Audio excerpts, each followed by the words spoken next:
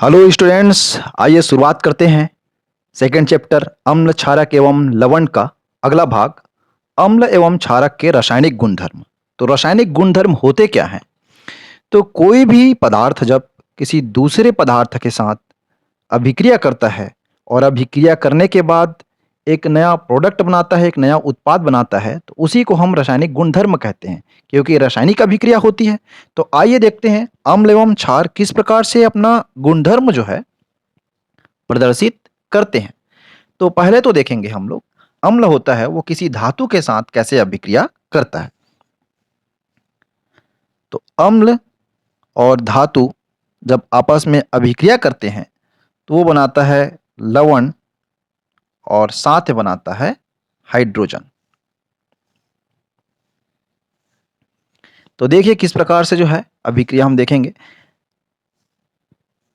तो जैसे HCl एक अम्ल है, हाइड्रोक्लोरिक अम्ल, HCl हाइड्रोक्लोरिक अम्ल, हाइड्रोक्लोरिक एसिड, है ना। HCl और मैं यहां लेता हूं जिंक। जिंक जो है क्या है, एक धातु है, ठीक है। तो ये दोनों जब आपस में अभिक्रिया करते हैं तो बनता है ZnCl2, तो जिंक क्लोराइड, और H2 गैस जो है मुक्त होता है। तो इसको जो है अब क्या करना है, हमें संतुलित करना है। तो देखिए यहाँ पास एक जिंक है तो इधर भी एक जिंक है, परंतु क्लोरीन यहाँ पास दो है ना, और हाइड्रोजन भी यहाँ पास दो है। तो यहाँ पास सामने हम दो लगाने पर ये क्या हो जाता है, संतुलित हो जाता है। इस प्रकार से क्या बना यहाँ पास, जिंक क्लोराइड और H2 गैस जो है मुक्त हुआ। तो आप देख सकते हैं लवण, तो जिंक क्लोराइड क्या है, एक लवण है, और हाइड्रोजन गैस जो है यहाँ पास मुक्त हो रहा है। तो इसी रिएक्शन को जो है हम लोग देखिए किस प्रकार से जो है आपको दिखलाई पड़ेगा वास्तविक में अगर ये रिएक्शन होता है। तो देखिए दोस्तों, वास्तविक में ये होता है तो यहाँ पास क्या लिया गया है, जिंक का दानेदार जो है चूर्ण को जो है हम लोग यहाँ पास लिए हुए हैं। यहाँ पास क्या रखाया गया है, जिंक का दानेदार चूर्ण है, ठीक है। और ये दानेदार चूर्ण में HCl अम्ल जो है डाला जाता है। HCl अम्ल जैसे ही ऊपर से डालते हैं तो ये क्या करता है, HCl और जिंक आपस में अभिक्रिया करके क्या बनाता है, आप लोगों ने देखा ZnCl2, ZnCl2 बनाया, और साथ ही मैंने बताया था हाइड्रोजन गैस मुक्त हो रहा है। तो यहाँ पास जो है हाइड्रोजन गैस यहाँ पास निकल रही है, ठीक है। हाइड्रोजन गैस गैस जो है दिखाई नहीं देता है, परंतु जानकारी के लिए जो हाइड्रोजन गैस जो होता है वो जलने में सहायक होता है। तो जलने में सहायक होने के लिए क्या करते हैं, एक प्रयोग करते हैं जिसके अंतर्गत माचिस से जलती हुई एक तीली को यहाँ पर सामने रखा जाता है। तो आप देख पा रहे होंगे यहाँ पास जो माचिस का तीली है जो है उसका जलना जो है ना, ज्वाला और ज्यादा आगे बढ़ जाता है दोस्तों, ठीक है। अब इसी प्रकार से देखते हैं कोई, देखिए अब अगर कोई क्षार है ना, तो क्षार जो है किसी धातु के साथ अभिक्रिया करके क्या बनाएगा, तो क्षार और धातु जब आपस में क्रिया करते हैं तब भी जो है क्या बनाता है, वो उस स्थिति में भी लवण और H2 गैस जो है क्या होता है, मुक्त करता है। तो देख सकते हैं सोडियम हाइड्रोक्साइड हम यहां पास लेंगे, NaOH जो है सोडियम हाइड्रोक्साइड का क्या है, फार्मूला है सोडियम हाइड्रोक्साइड। सोडियम हाइड्रोक्साइड जो है एक क्षार है, और साथ में यहां भी हम जिंक धातु ही ले रहे हैं, ठीक है। और जिंक और सोडियम हाइड्रोक्साइड जब आपस में अभिक्रिया करता है, गर्म करने पर आपस में अभिक्रिया करके वो बनाता है सोडियम जिंकेट, Na2ZnO2, ठीक है। क्या बनाता है, सोडियम जिंकेट। सोडियम जिंकेट जो है एक लवण है, और साथ में H2 गैस जो है क्या करता है, मुक्त करता है। तो यहां भी हमें संतुलित करना है। तो आप देख पा रहे हैं यहां दो सोडियम है और दो ऑक्सीजन है और दो हाइड्रोजन है। तो यहां सामने अगर हम 2 लगाते हैं तो ये पूरा संतुलित हो जाता है। इस प्रकार से हमने देखा अम्ल जो है धातु से अभिक्रिया किया या फिर एक क्षार जो है धातु से अभिक्रिया किया, तो दोनों ही स्थिति में लवण और हाइड्रोजन गैस मुक्त हुआ। अब देखते हैं अम्ल जो है धातु कार्बोनेट के साथ जब अभिक्रिया करता है तो क्या होता है। धातु कार्बोनेट, तो सोडियम कार्बोनेट हम लोग यहां पास लेते हैं Na2CO3, ये सोडियम कार्बोनेट का फार्मूला है। और ले लेते हैं अम्ल HCl हाइड्रोक्लोरिक अम्ल। ये जब आपस में दोनों जब रिएक्शन करते हैं ना, तो दोनों रिएक्शन करके क्या होता है, जो सोडियम है, सोडियम क्लोरीन को लेकर के क्या बना लेता है, NaCl बना लेता है और H2O बनता है और एक जो है CO2 के अणु मतलब गैस जो है CO2 गैस मुक्त होता है। इस स्थिति में आप देखने यहाँ पास जो है 2 सोडियम दिख रहा होगा आपको, है ना? तो 2 सोडियम जो है तो हम इसको संतुलित करने के लिए यहाँ लगाएंगे 2, 2 सोडियम हो गया और 2 क्लोरीन, तो 2 क्लोरीन यहाँ संतुलित नहीं है तो यहाँ लगा देते हैं हम लोग 2। अब इस स्थिति में पूरा जो है समीकरण संतुलित हो गया है। तो देख पाएंगे आप इस रिएक्शन को किस प्रकार से बताया जाता है। देखिए दोस्तों, तो इसमें जो है सोडियम कार्बोनेट का जो है चूर्ण आपको दिखाई दे रहा होगा, है ना? यहाँ सोडियम कार्बोनेट का चूर्ण है और ये थिसिल फनल के द्वारा जो है HCl को जो है ऊपर से डाला जाता है। अब जैसे ही HCl को सोडियम कार्बोनेट के संपर्क में आते हैं तो यहाँ पास अभिक्रिया होना चालू हो जाता है और अभिक्रिया होने के बाद क्या बनाता है, NaCl बनाता है और साथ में बनाता है CO2 गैस और वही CO2 गैस जो है आपको यहाँ दिखाई देगा। इसके लिए परख नली जो है हमने लिया हुआ है, यहाँ जो है कैल्शियम हाइड्रोक्साइड का विलयन है चूने का पानी का, ठीक है?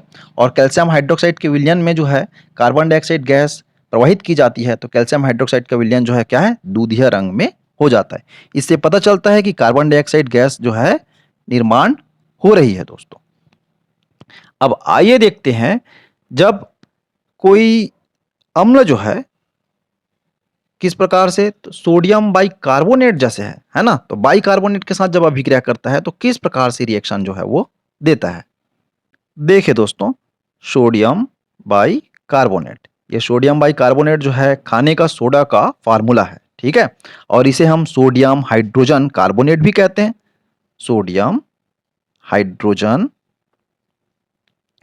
कार्बोनेट भी इसे कहा जाता है, ठीक है? तो सोडियम बाइकार्बोनेट और HCl जब आपस में अभिक्रिया करते हैं उस स्थिति में भी NaCl प्लस H2O और प्लस CO2 गैस जो है कार्बन डाइऑक्साइड गैस जो है क्या होता है, मुक्त होता है। इस स्थिति में भी आप देखेंगे तो लवण बनता है, जल के अणु बनते हैं और कार्बन डाइऑक्साइड का निर्माण होता है। अब आइए देखते हैं, जो क्षार है वो अधातु ऑक्साइड के साथ अभिक्रिया करके क्या बनाते हैं। तो वो जो है अधातु ऑक्साइड के साथ जब अभिक्रिया करता है उस स्थिति में भी लवण और जल का निर्माण करता है। तो अधातु ऑक्साइड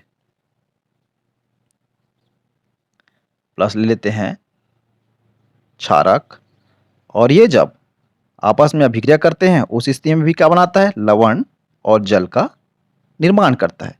अब इस रिएक्शन को जो है अब लेते हैं सल्फर डाइऑक्साइड। तो सल्फर जो है क्या है, एक अधातु है, सल्फर डाइऑक्साइड, तो ये हो गया अधातु ऑक्साइड और ये जब क्षारक है NaOH, हम लोग सोडियम हाइड्रोक्साइड यहाँ पास लिए हुए हैं, ये जब दोनों आपस में अभिक्रिया करता है ना तब क्या बनाता है, सोडियम सल्फाइड Na2SO3 जो है एक प्रकार का लवण है और जल के अणु का निर्माण करता है। इस प्रकार से जो है हमने यहाँ पास देखा कि जब अधातु ऑक्साइड के साथ भी जब अभिक्रिया करता है कोई क्षार तब उस स्थिति में भी क्या बनाता है, लवण और जल के अणु का निर्माण करता है। उसी प्रकार से अब हम देखेंगे अम्ल और क्षार का आपस में अभिक्रिया। अम्ल एवं क्षार का आपस में अभिक्रिया। तो अम्ल और क्षार जब आपस में अभिक्रिया करते हैं ना तब क्या बनाता है, तो देखिए दोस्तों, हम लोग यहाँ पास एक अम्ल लेंगे HCl, क्या लेंगे, HCl, और एक क्षार है सोडियम हाइड्रोक्साइड, ठीक है, हाइड्रोक्लोरिक अम्ल है भाई ये, और ये है सोडियम हाइड्रोक्साइड। जब ये दोनों आपस में अभिक्रिया करते हैं तो क्या बनाता है, तो आप देखेंगे जो सोडियम है वो क्लोरीन के साथ NaCl का निर्माण कर लेता है। अब यहाँ पास बचा है हाइड्रोजन, उस हाइड्रोजन को OH के साथ मिलकर के वो बना लेता है H2O।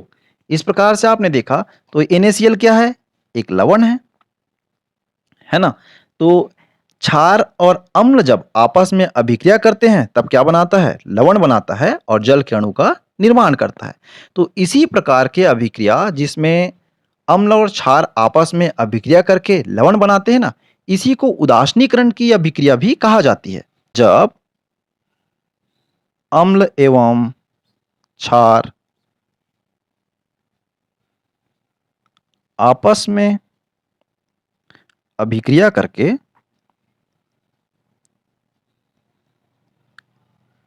लवण एवं जल का निर्माण करते हैं।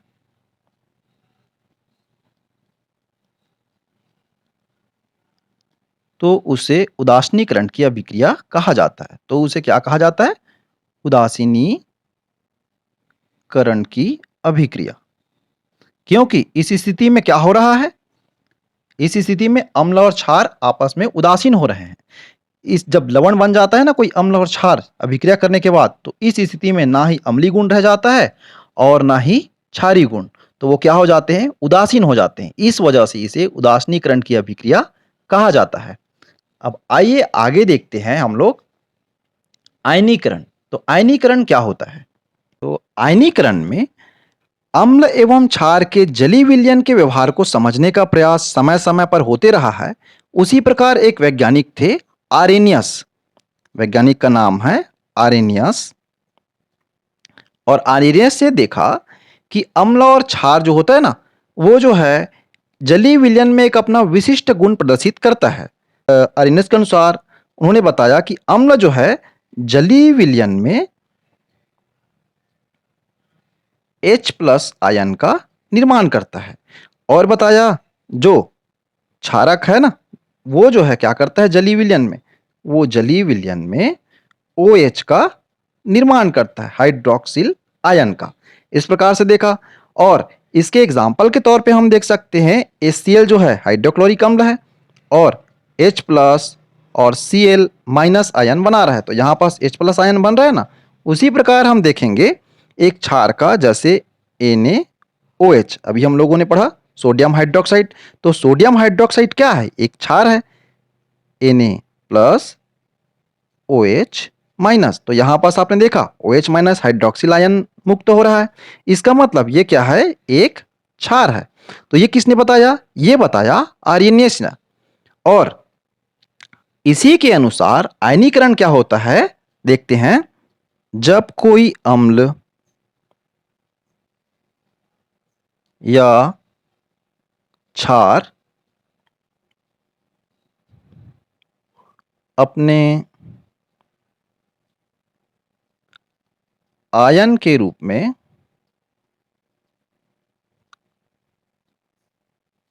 जलीय विलयन में विभक्त हो जाते हैं,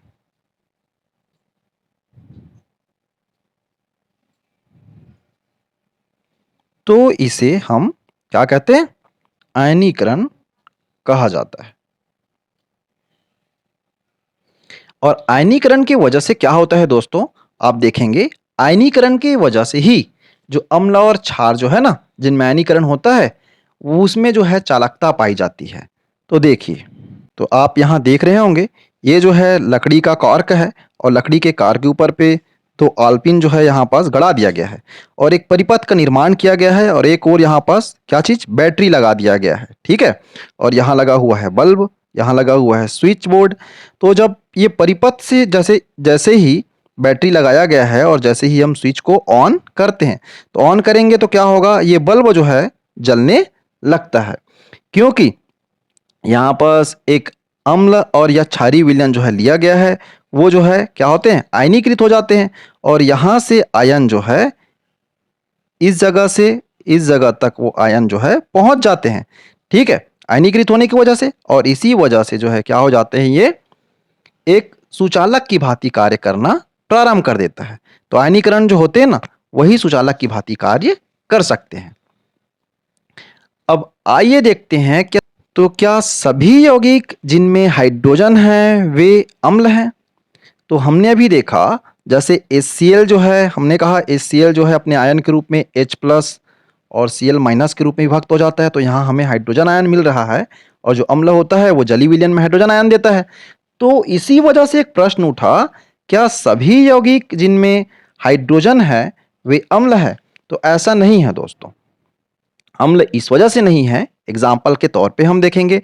जैसे हम देखते हैं C12H22O11, ये क्या है? कार्बोहाइड्रेट है। हाइड्रोजन जो है यहाँ भी पाया जाता है, परंतु ये जो है अपने आयन के रूप में क्या होते हैं, विभक्त नहीं होते। इसी वजह से ये क्या है, एक अम्ल नहीं है। परंतु HCl जो होता है ना, HCl जो है वो H+ और Cl- के रूप में विभक्त हो जाता है। इस वजह से ये जो है एक प्रकार का अम्ल है और कार्बोहाइड्रेट जो होता है वो अम्ल नहीं होता। या ये कहें कि सभी ऐसे यौगिक जिनमें हाइड्रोजन है वो सभी के सभी अम्ल नहीं हैं। जिनके आयन विभक्त हो पाते हैं वही जो है क्या है, असल में अम्ल है। यह वीडियो आपको अच्छी लगी हो तो इसे आप लाइक कर दीजिए और चैनल में पहली बार हैं तो इसे आप सब्सक्राइब कर दीजिए और अगला वीडियो के लिए जो है बेल आइकॉन को दबा करके रख लीजिए। Thank you.